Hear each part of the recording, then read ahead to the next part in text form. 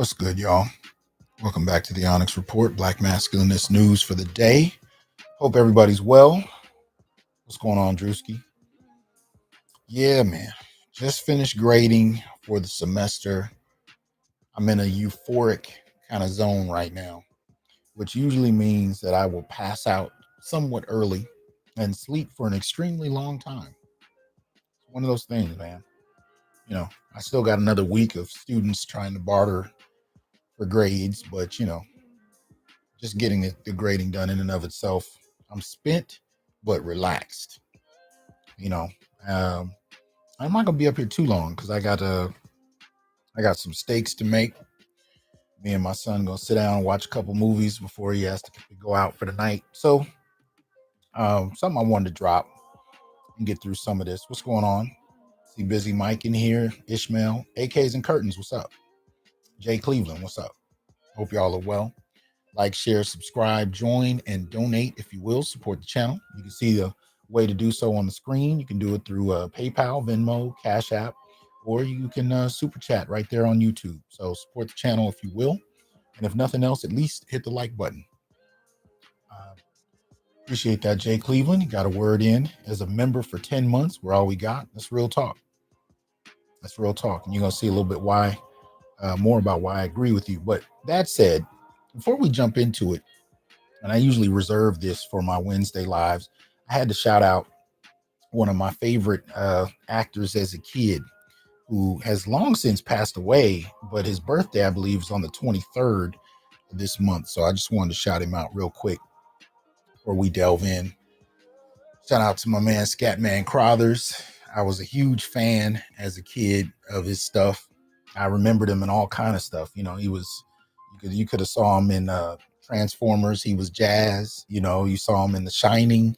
I used to love watching that movie. For some reason, I would watch it at 2 a.m. as a kid, as the only person awake. And I always loved his part in that. Twilight Zone, the movie. You know what I mean? He was in a Scott Baio movie called Zapped. I used to watch that a lot. It's one of those, I used to watch a lot of dumb shit as a kid, but it made sense to me at the time. Try to watch it now, and it's like, oh my God. But, it was what it was. And even had a clip on Sanford and Son I love when him and Red Fox sang together. So I was always a fan.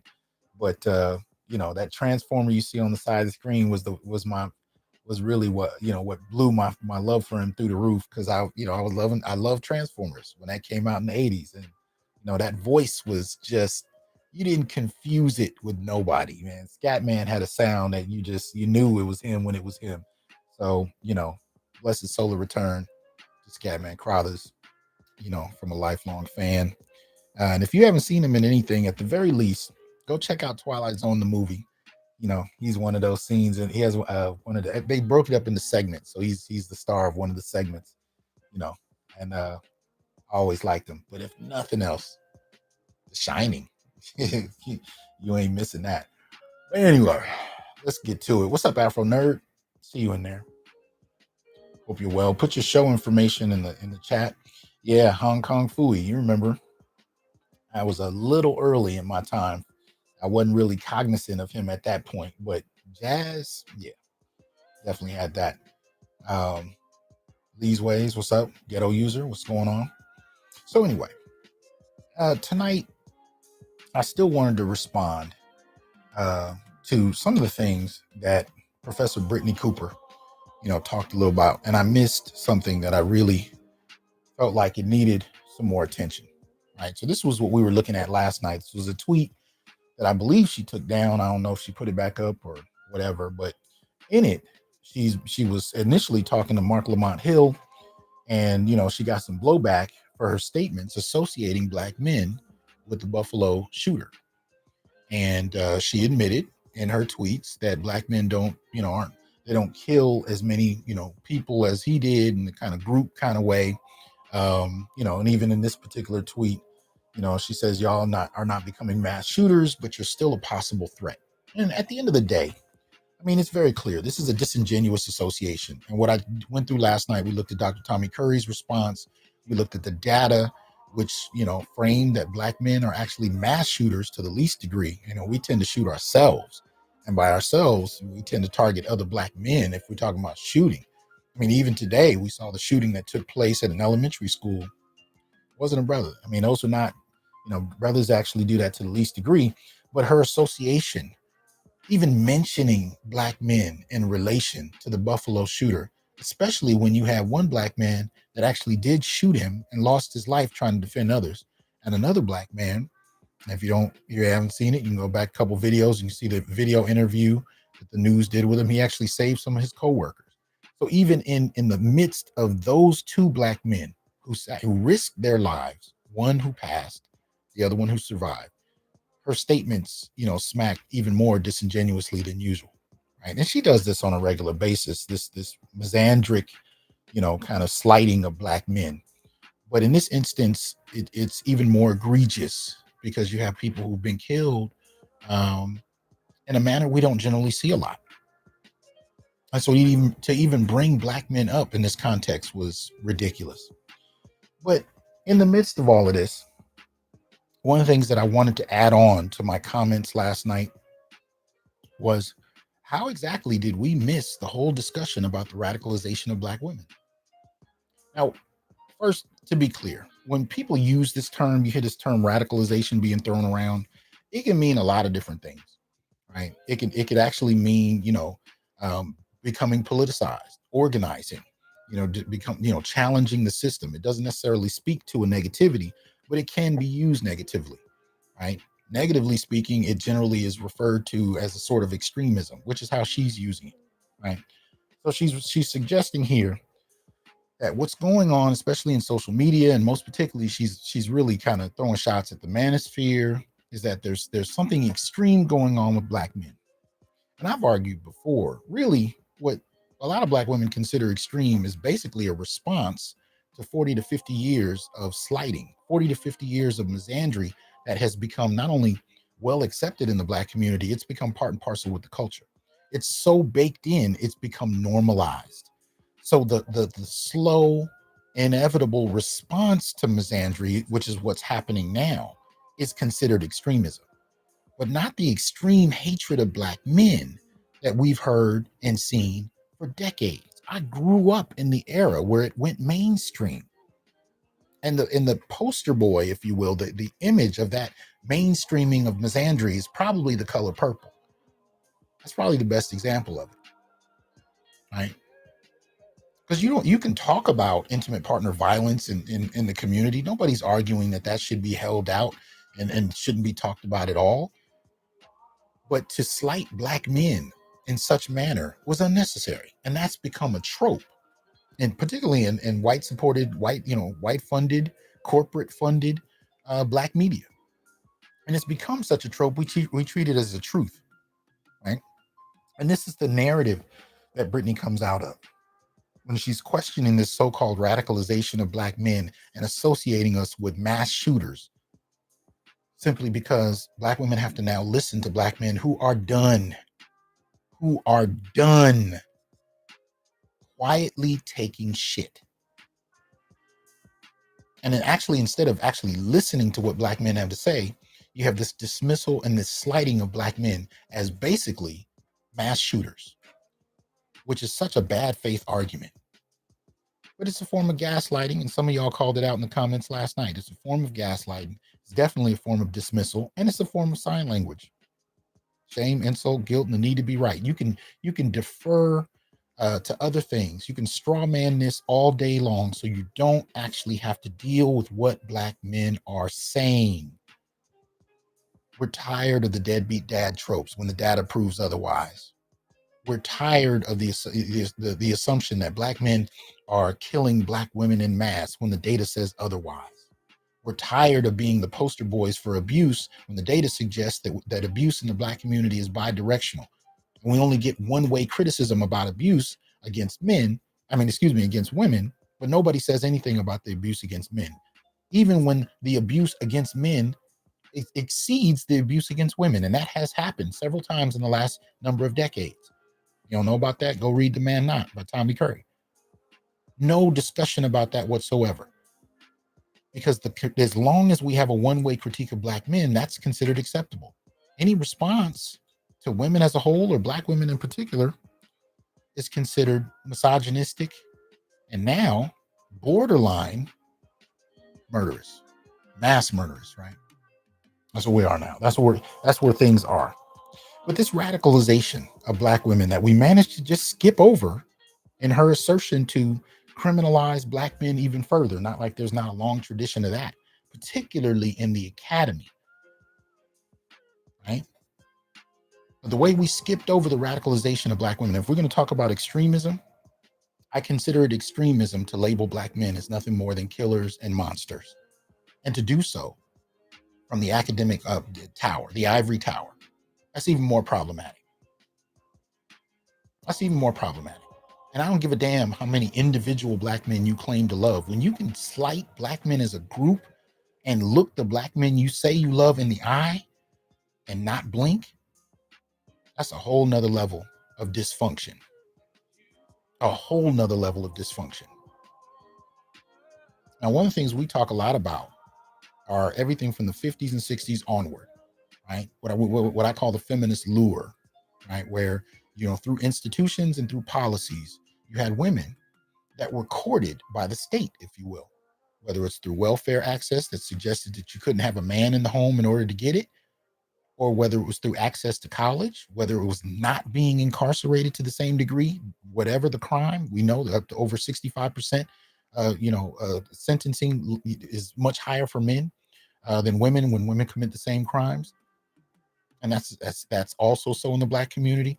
Despite these kinds of practices, which in many ways cultivates a sense of female superiority, Black male underdevelopment, it cultivates a worldview that Black men are inherently a problem, to be tolerated. They come with difficulty, they come with strife, they come with problems. And Black women are in a position where they lead the household because of the institutions that allow them to do such. Whether, again, if you're poor, you're talking about welfare access, which provides a modicum of stability that poor Black men, especially in the 1970s, that had critical levels of unemployment. And that's still going on now. I'm going to talk about that this week, even during the pandemic and afterwards, right? That welfare provided a modicum of security that Black men could not always compete with on an individual level.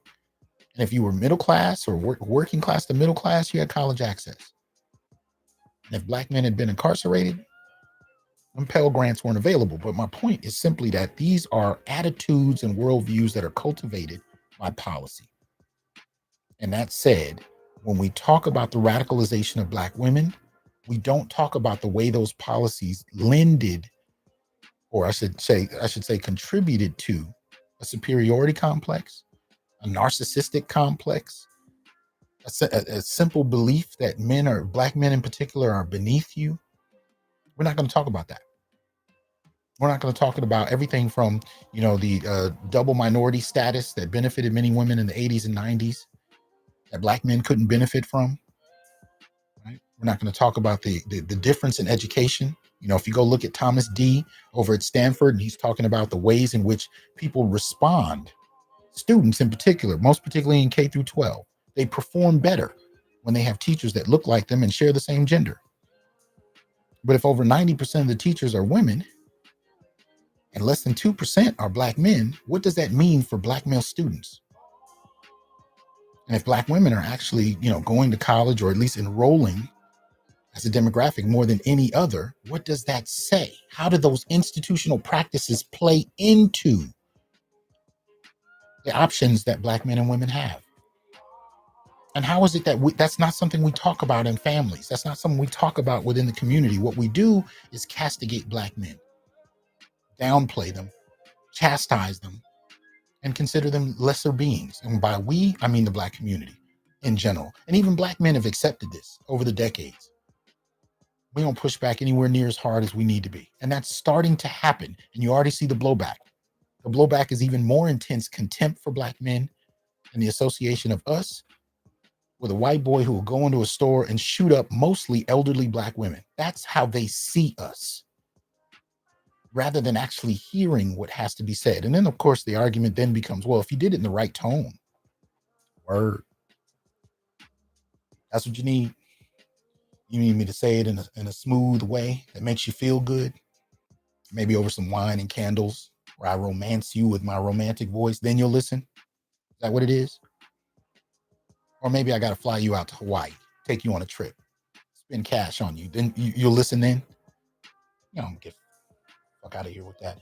What's up, Mark? Good to see you in here. Hybrid, what's happening? Shout out to Jay Cleveland. Right. Yeah. But this is where we are with this. We completely skipped the radicalization. And when I talk about the feminist lure, I'm talking particularly about the lure white women laid out. So you have policies that were more beneficial to Black women than men. But then by the time you got white feminists on the scene, especially by the time you get to the late 60s, they start to really zero in on policies and attempt to lure Black women away from the civil rights movement with gender-specific policy. And when you start talking about these academic Black feminists, those are the ones that signed that Faustian contract. And it benefited them. The more shit you talk about Black men, the better your career goes. You can tweet your way to full professorship and talk about Black men as nothing more than something off your shoe. Ever since Michelle Wallace's book, Black Macho, that laid out the parameters for how to do it. And it became an accepted pattern. Even if the Black women sociologists of the day are saying that this is inaccurate, it doesn't matter. It's a popular trope that's supported by whites, and definitely by white institutions, and of course by policy. So it seems to be a self-affirming or confirming prophecy. But accepting the contract from white women, accepting the options, the baubles that come from the state, all you got to do is disassociate from Black men, professionally or otherwise. Contribute to a narrative that they are lesser beings than you at best and monsters at worst. And you can come over here and enjoy Eden without men. And while the men are underdeveloped even further, especially through the drug wars of the 1980s, all seems like a self-confirming prophecy. It just seems to be true, right? That's the Faustian bargain. That's the feminist lure, and it works. And you still see some of these women in positions being paid in elite spaces to continue to shit on Black men. And that was my problem with Dr. Cooper's comments. She's contributing to that narrative while at the same time we're going to ignore the radicalization of Black women, the extremism that has become so common we don't even consider it extreme. We consider the response to it extreme. But when you're a 5-year-old boy or a 10-year-old boy going to see The Color Purple for the first time with a group of women in your family, all to be told in various ways you ain't shit. And then to see it in successive projects across different media platforms, from film to television to literature, over and over again. And now we're in a whole new renaissance of the same shit, where the downplaying of men is common. There's a, well, I won't pull it up right here, but anyway, there's a lot. There's a lot of ways we can talk about it, and I try to talk about it on my channel, but it's a time-consuming endeavor, and I'm not always able to get to everything the way I'd like to. But this misandry is so well seated. I've told y'all for years. My son, up to the age of 13 years old, told me he had never actually seen a boy beat a girl at anything in media. No cartoons, no television shows, no movies. And people actually, really think this isn't going to have an impact on how boys are socialized. To constantly be told that they're not as smart, not as capable, not as confident, they're inherently insecure, they're inherently monstrous and problematic, they're inherent rapists, just waiting for the opportunity to violate women simply because they're male. This is the subtext to a lot of this media. But you're not allowed to say it. You're not allowed to question it. You're not allowed to challenge it. You're just supposed to accept it. And if it doesn't sell well, don't worry. They're going to do 3 more movies. Shout out to Boomer Hook for the support. Appreciate that. This is what we're dealing with. And one of the things I try to say is, in terms of why this conversation Black men are having is taking place, it's not out of some desire to oppress people. It's in response to decades of practice against Black men and men in general. And we have not been allowed to call out. And when I say allowed, we've not been allowed any major stage. Best we could do maybe in the 80s was the barbershop. But you wasn't getting on TV talking about this. You weren't getting a movie written about what black men go through. You weren't going to see a movie. I mean, shit, you were lucky to get Antoine Fisher. And the only reason Antoine Fisher worked and they allowed it is because he was a child when he was violated. He was a child. And there's still not, and you can't find a lot of Antoine Fisher movies either. That one got through. But we're not going to talk about what black men go through in family court. We're not going to talk about the weaponization of policy that many women are able to use against men simply because they can, from false accusations. We're going to, if anything, the academy is going to tell you false accusations don't happen. Believe all women. The divorce court is fair. Family court is fair. Men are just deadbeat dads that walk away. See, these are the prevailing narratives that it doesn't take much for people to support and they, get some applause for, but they don't need any evidence. They don't actually need to talk to men that have a different experience. No. And you have no major platform until social media.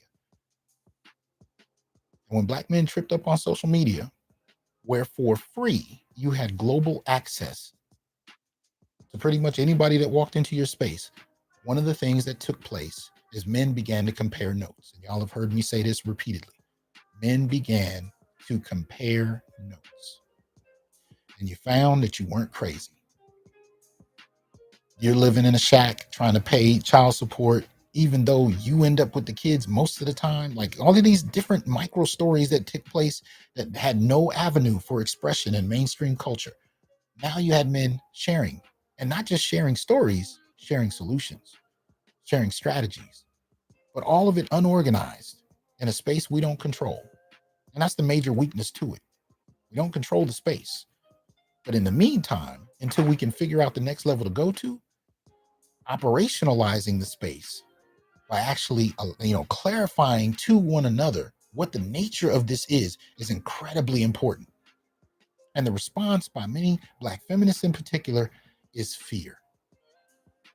Ain't nobody talking about no physical violence against women. You've never heard me say that. I'm not advocating for it, but I am advocating for black male organization. I am advocating for whatever organizations we're a part of. We need to be linking up on specific projects and actually beginning to identify our goals. This is one of the reasons we made the 14-point black male political agenda. And you can Google that. 14-point black male political agenda. It'll take you to my blog. And if you haven't seen it, you can read through it. Because it makes no goddamn sense that I'm almost 50 years old. I'll be 48 this year in October. And I have never seen a black male political agenda. And I was on a show with an elder sister in LA a week or two ago. I think about a week ago. And I want to say she's in her 80s, very politically active. And when I mentioned the black male political agenda, I stopped half mid-sentence and I said, let me ask you a question. You're in your 80s. Have you ever heard of a black male political agenda? And she got quiet. And she said, no. I was waiting for her to correct me. Oh no, in 1973. And I still wait for the correction. I'm happy to be corrected because that means I can now go to that and incorporate it in what we've developed. But it makes no goddamn sense that even if one existed, it's this hard to find, where after 2 years, I've still not found it. And if it doesn't exist at all, that's an even greater problem.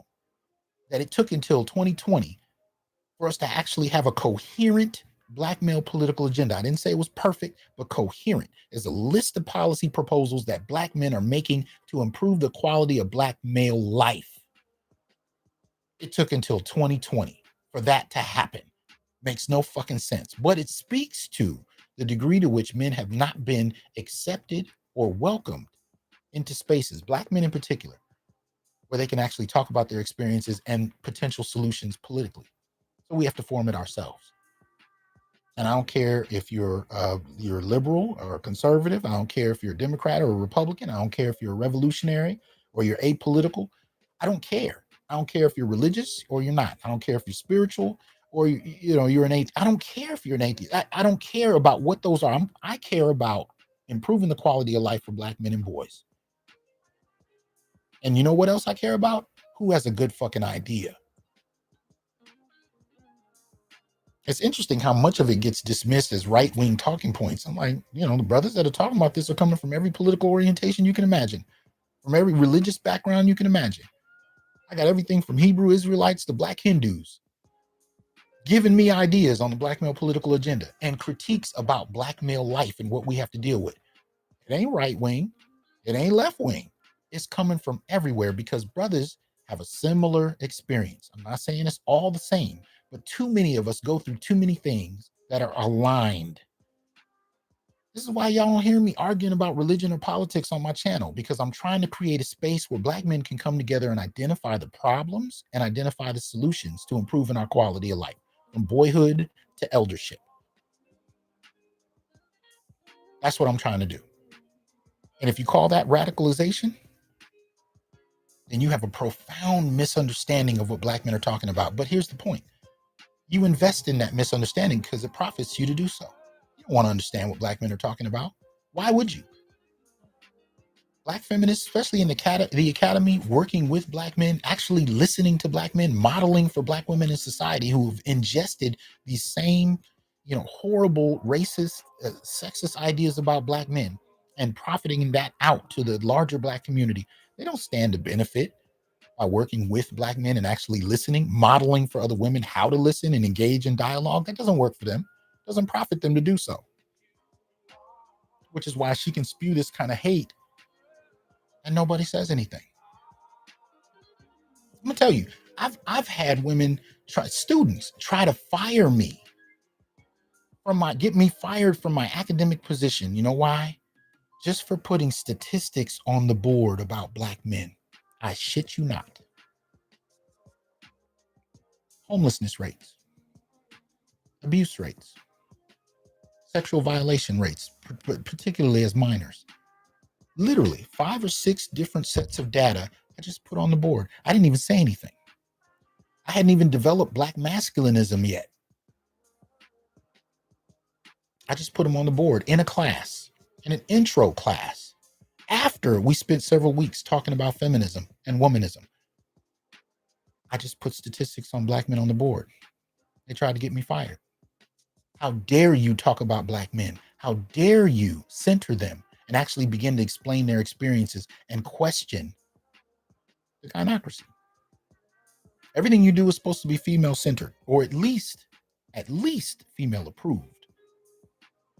And you weren't operating the way we want you to. So you don't get a Scooby snack and you don't get patted on your head. In fact, we're going to try and get you fired simply for presenting data. Now, if you want to look at what radicalizes, and I don't even believe that fucking term, if you want to look at what brings Black men together, what hones their frustration and turns it into action, it's the degree of alienation that Black men have experienced for several decades, if that. We can go further, but y'all know I stay between the 60s and now just to give it a frame, because if I say several centuries, it's just too much. That's just too much. So I point to the policies, the practices, the very things that impacted Black male life over a period from when roughly when my parents were middle school, high school to now. Because that's something we can digest. We grew up in a situation where we saw welfare. Many of us had lived on it. We grew up in a situation where we saw people going to college, even if you didn't go. We grew up in a situation where we saw, women get certain types of jobs and men not. And it's still happening. And now we actually have the data to explain it. And that's being criminalized by people like Brittany Cooper. And she's far from the only one. Y'all seen the thumbnail. If you haven't, Bell Hooks is on there. Kimberly Crenshaw is on there. There's a reason. They helped cultivate this perspective that Black men were monsters. And they supported it with so-called theories. And this is what we were demonized with. So the overlooking of the process of the radicalization of Black women, the dismissal of that entire time period, which lasted decades longer than what they're starting to just now say about Black men. And they're really only talking about the last couple years. And many of them are only talking about this, and this includes Brittany Cooper herself, because of Kevin Samuels. You got one brother that went mainstream out of the space. And this is why she's talking about the radicalization of Black men. This means she is ignored. She and hers, and this isn't about just her.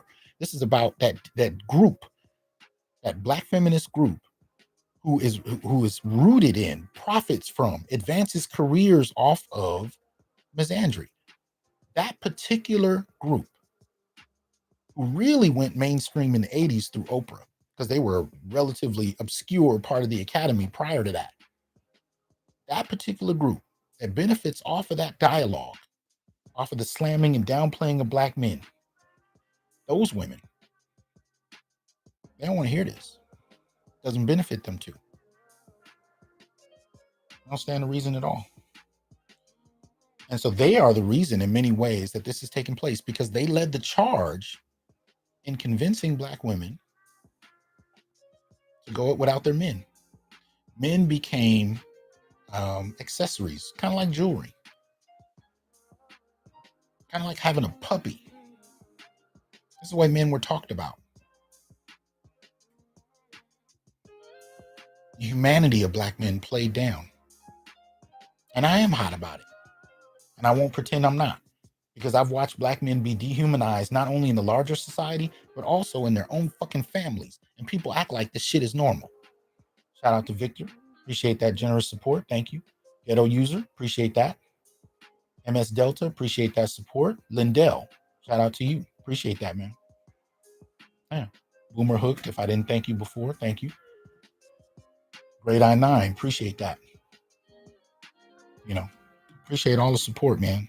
This is the kind of stuff that, you know, brothers need when they're online doing this, because there's no formula for this. We didn't have 4 or 5 decades of being on television and being in movies, being able to cultivate this whole kind of line of thought to the point where it's so streamlined. I remember I posted this in my community tab a couple weeks ago. It's a scholar named Daryl Scott.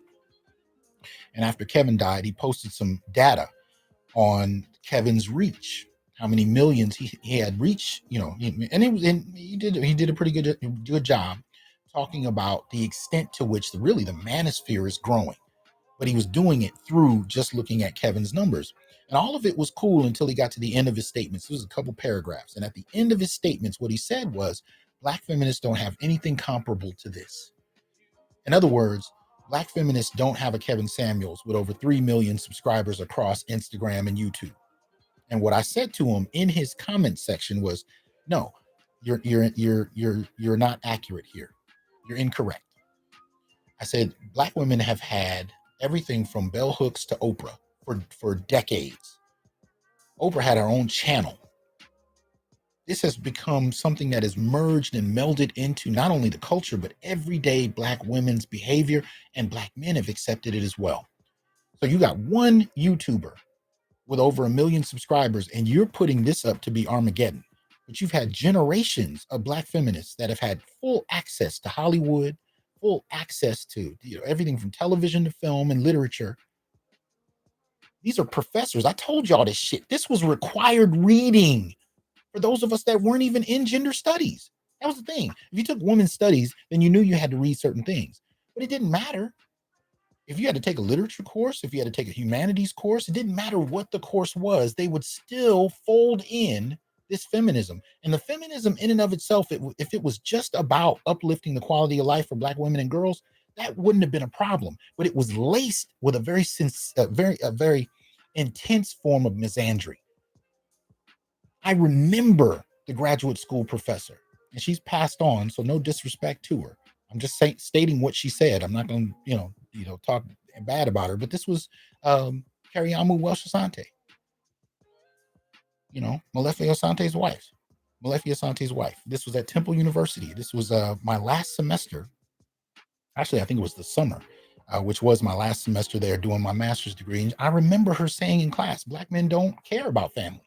No data, no charts, no references to CDC or anything else. It was just, Black men don't care.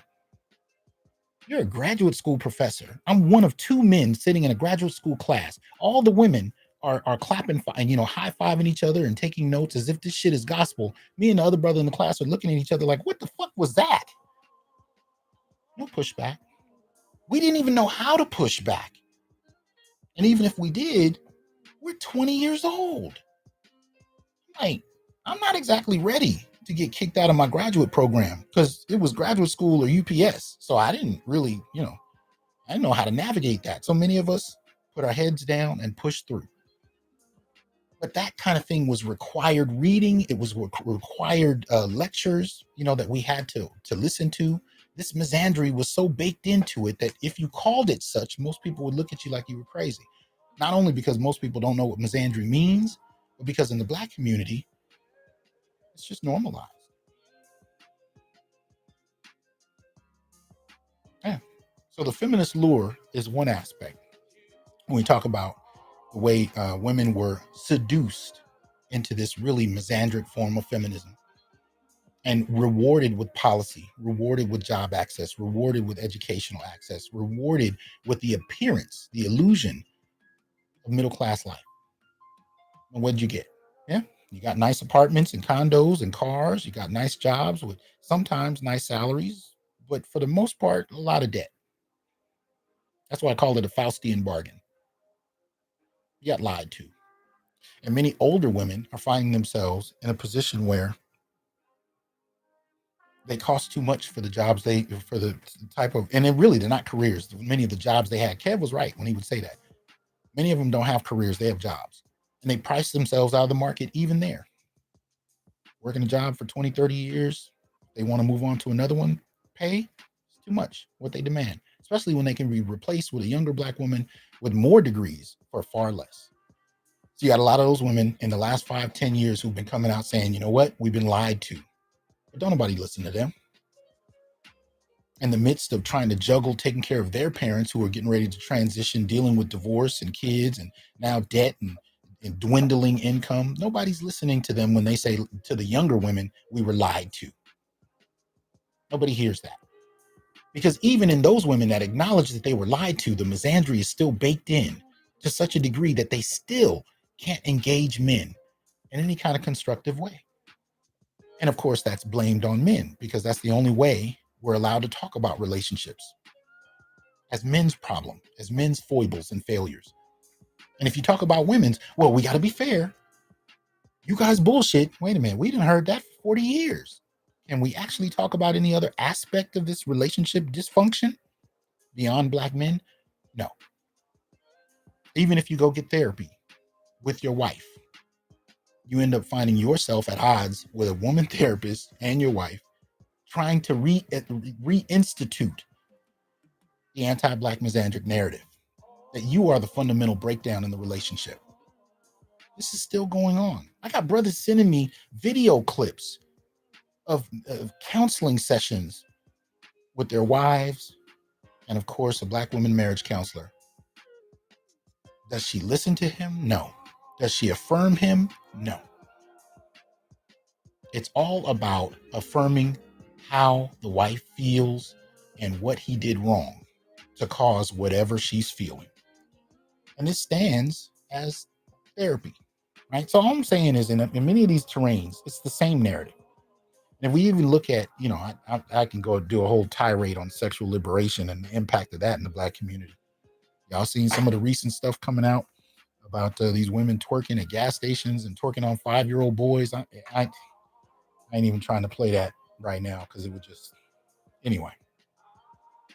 But the radicalization of Black women, there's 2 videos I want to show y'all, or at least play for you to listen to, that kind of highlights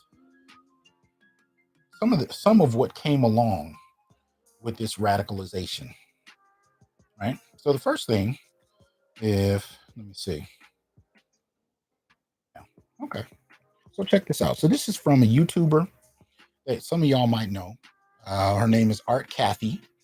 She had a channel on YouTube. I think she still does. I haven't seen her come up in my recommendeds anytime recently, but I used to listen to her channel quite a bit.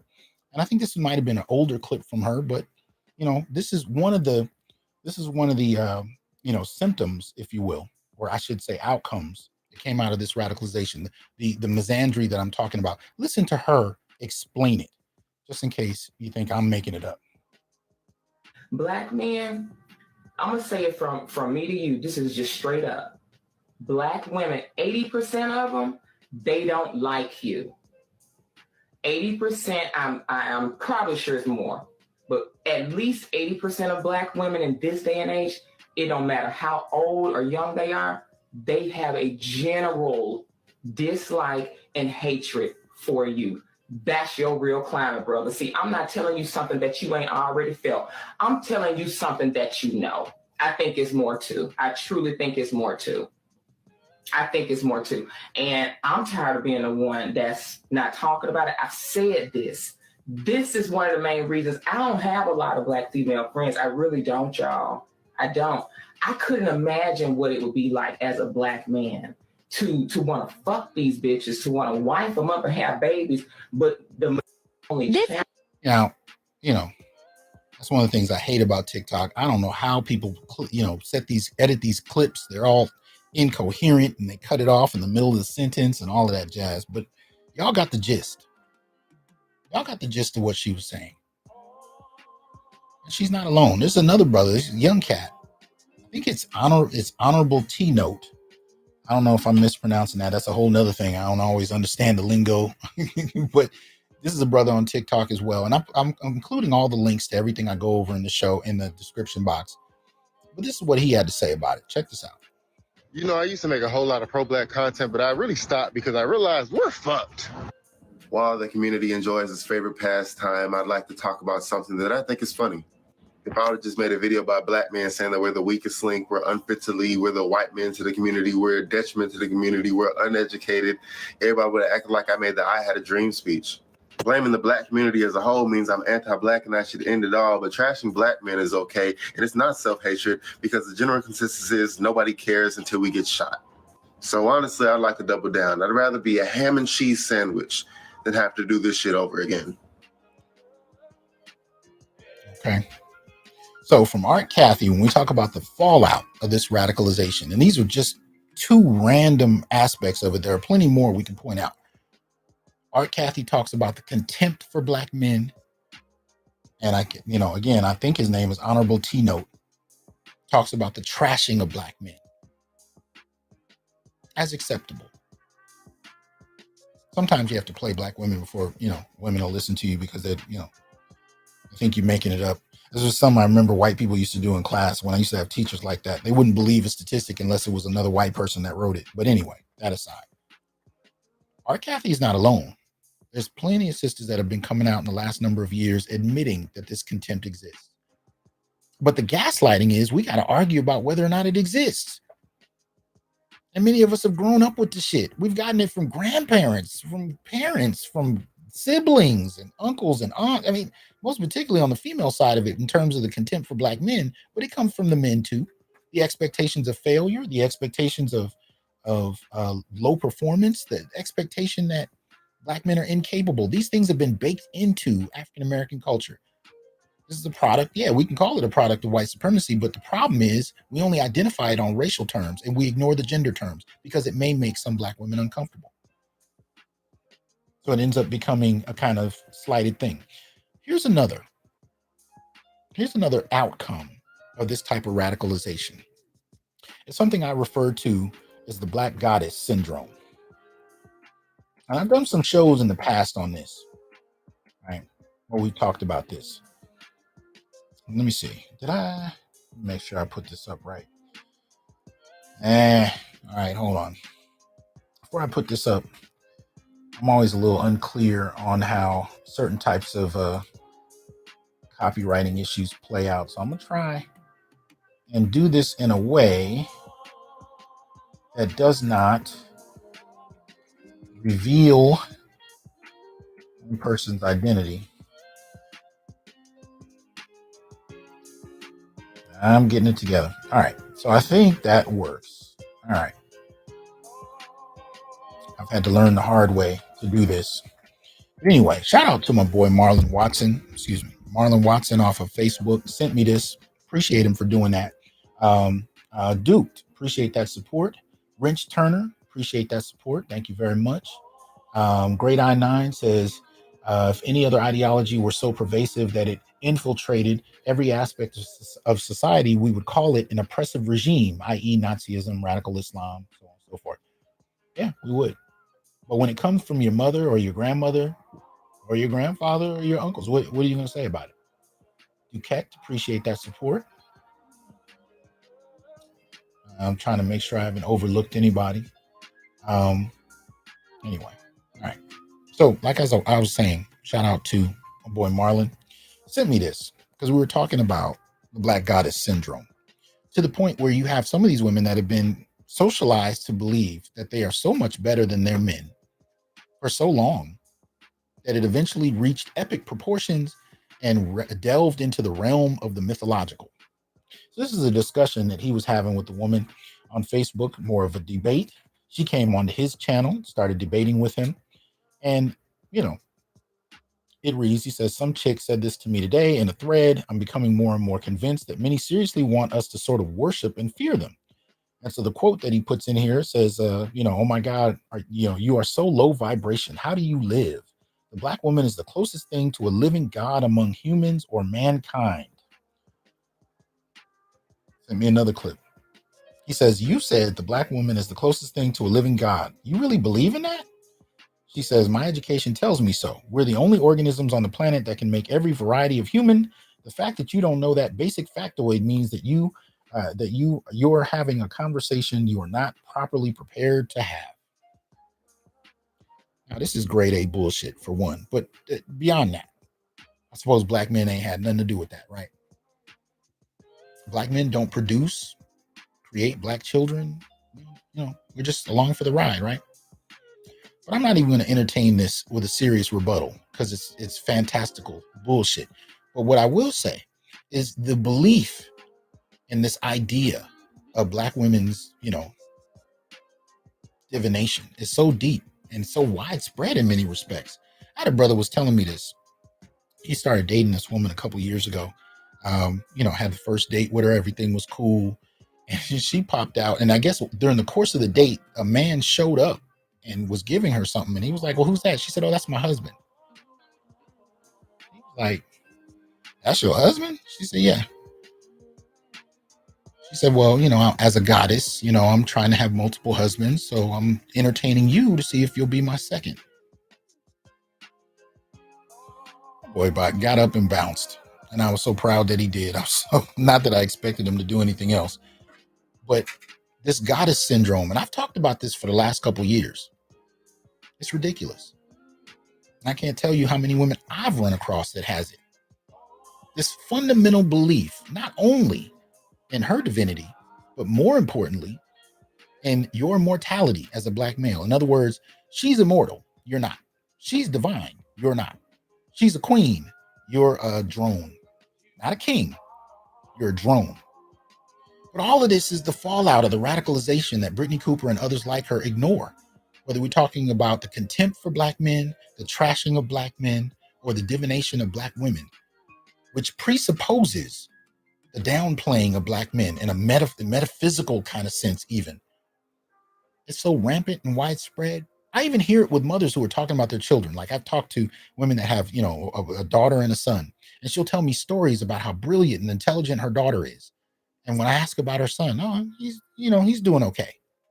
He plays with his toys. He's cool. Like, you're actually socializing him to be lesser because the way you even interpret him is almost as an afterthought.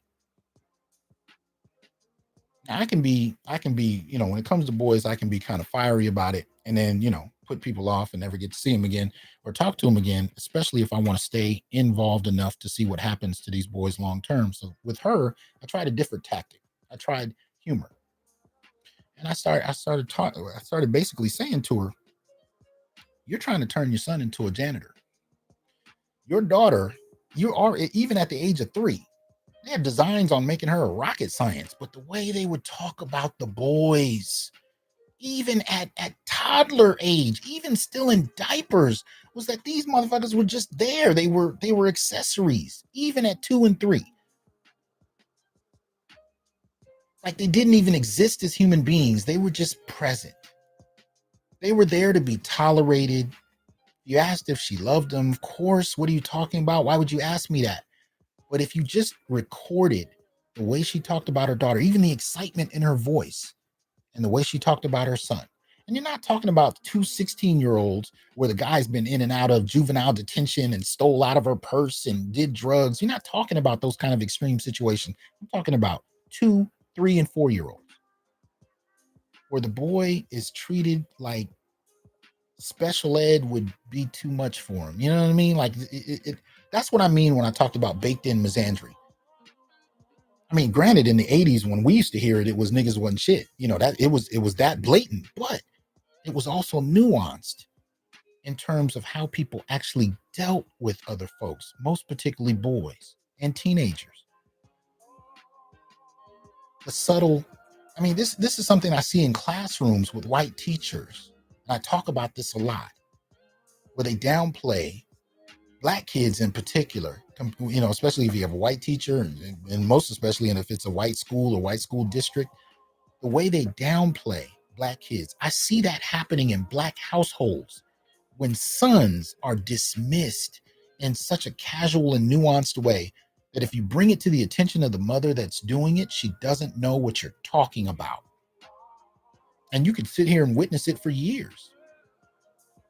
I told y'all before, I watched some of these women setting up, you know, Black girl magic organizations. They ain't even got no daughters, but got 2 sons sleeping in the park on drugs.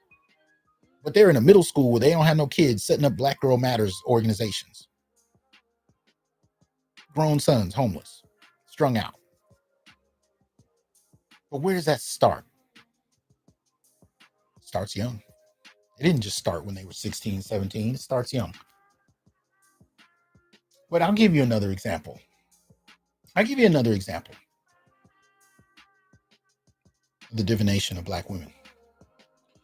So this is an article you can find on blackenterprise.com, dated May 23rd, 2022. Teacher and her daughter create new holiday to honor Black and Indigenous women. I believe they're in the Nation of Islam. Right? What's up, Todd? Good to see you in here. It says in 1962 lecture in LA, Malcolm X said, the most disrespected person in America is a Black woman. First of all, anything that starts with that quote is already suspect. And the simple reason why is when you hear that quote, it's most often coming from these gynocentric or magazines or feminists themselves, but they don't quote anything else Malcolm has ever said about a woman. Nothing.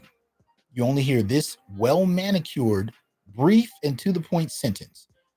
But when Malcolm would hold women accountable, you'll never hear feminists quote him. Never. You want to talk about red pill before red pill? Yeah. The Nation in the 50s and 60s? Malcolm had a lot to say about women. You don't hear that quoted. So anything that starts with this, I'm already looking at you sideways.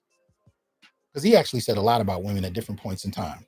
And y'all just cherry pick and tap dance through all the shit you don't like to get to the one sentence where you can invoke his name. But anyway, it says today a teacher and her daughter are helping to change the view of Black women from a disrespected state to one of honor with the establishment of Mothers of Civilization Day. The idea for the new holiday was developed by Audrey Muhammad, an educator and a writer who was always taught the value of Black history in her high school literature classes in Ohio and California.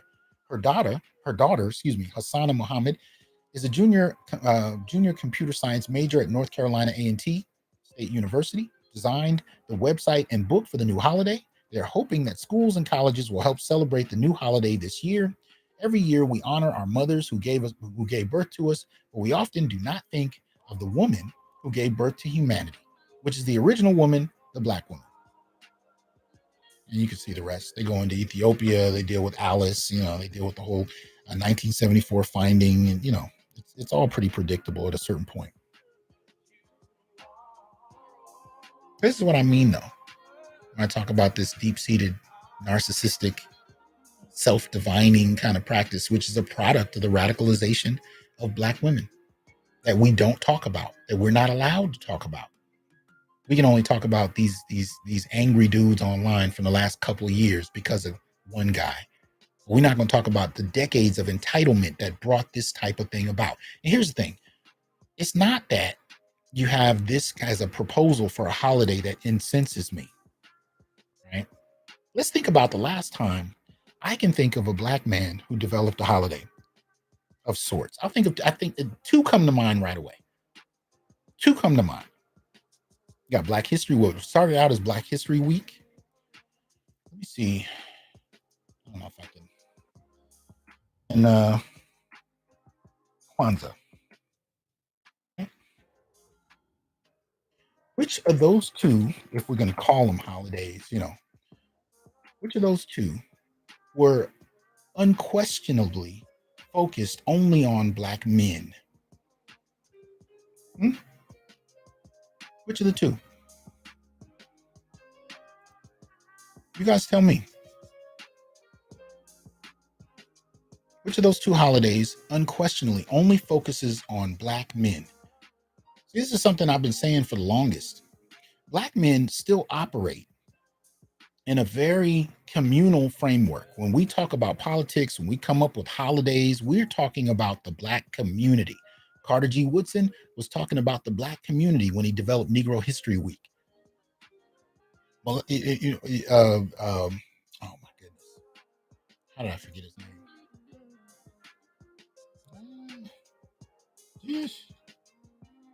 Dang it. Yeah, sometimes when I go off on a little tangent, I am not prepared. Milana Karinga, blanked on his name for a second. When he came up with Kwanzaa, he didn't say it was only for Black men. And at the very least, he definitely didn't say in the very definition of Kwanzaa, we are only going to acknowledge the Black man. Because Black men still think in this kind of generic Black communal uplift framework. And I've been telling y'all for the longest, we are only just now starting to have these Black masculinist turn moments.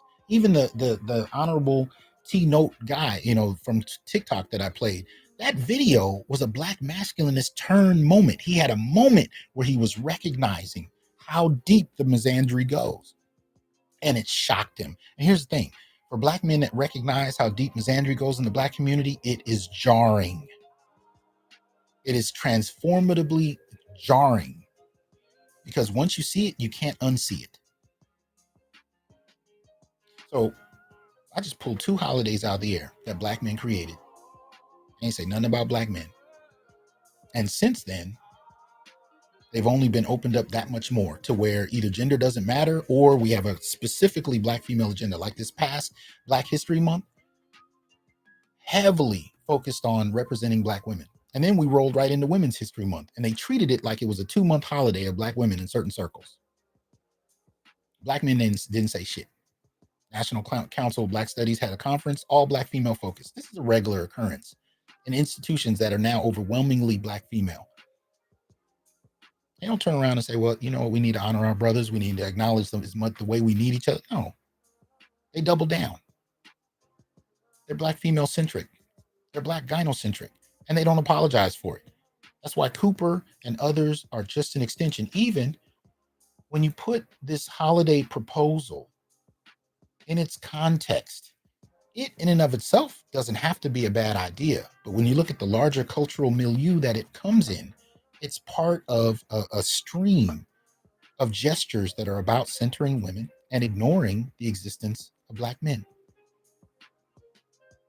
You could just as easily say this holiday could be about the Black man and woman, the Black couple that produced the world. No, they went specifically to just Black women.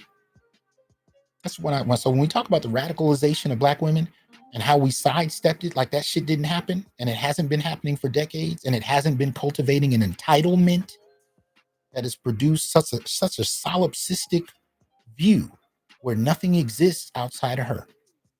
Ask yourselves, how many times, and I do this all the time when I go on LinkedIn, I'll see women that have started businesses, and they're saying, hey, today I started my business, or I got my degree, and and everybody's applauding them. And then when you look at what they're doing, they're selling a product, or they started a business that only caters to other Black women. Or they start programs that only cater to other Black women or girls.